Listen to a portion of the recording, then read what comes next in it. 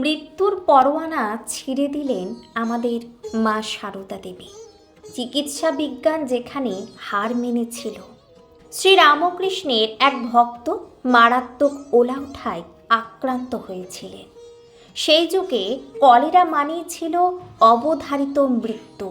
বিখ্যাত চিকিৎসক এসে জবাব দিয়ে গেলেন, বললেন আর মাত্র কয়েক ঘন্টা। রোগী তখন অচেতন, তার প্রাণবায়ু প্রায় বেরিয়ে এসেছে। মায়ের কাছে খবর গেল, তিনি তখন তার ঠাকুর ঘরে পুজোর উপকরণ সাজাচ্ছেন।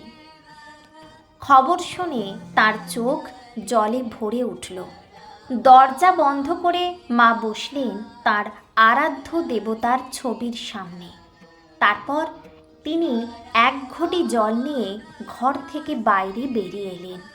সেই ঘটি ছুঁইয়ে দিলেন তার ডান পায়ের কড়ি আঙুলের সামান্য অংশ। তারপর লোক মারফত সেই চরণামৃত পাঠিয়ে দিলেন সেই মৃতপ্রায় লোকটির বাড়িতে।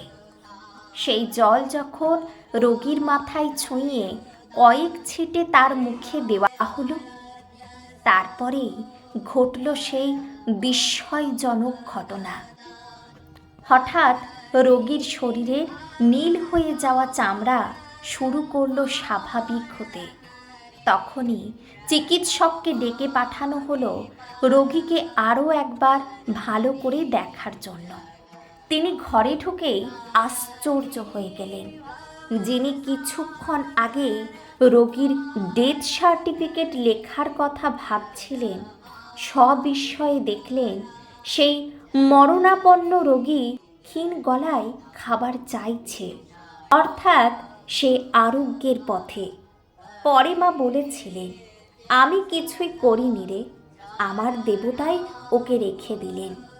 কিন্তু মানুষ বুঝেছিল মা সারদা নিয়তির লিখনকে বদলে দিয়েছিলেন। বিজ্ঞানের ধরাছোঁয়ার বাইরে এক মহাজাগতিক শক্তি সেদিন কাজ করেছিল।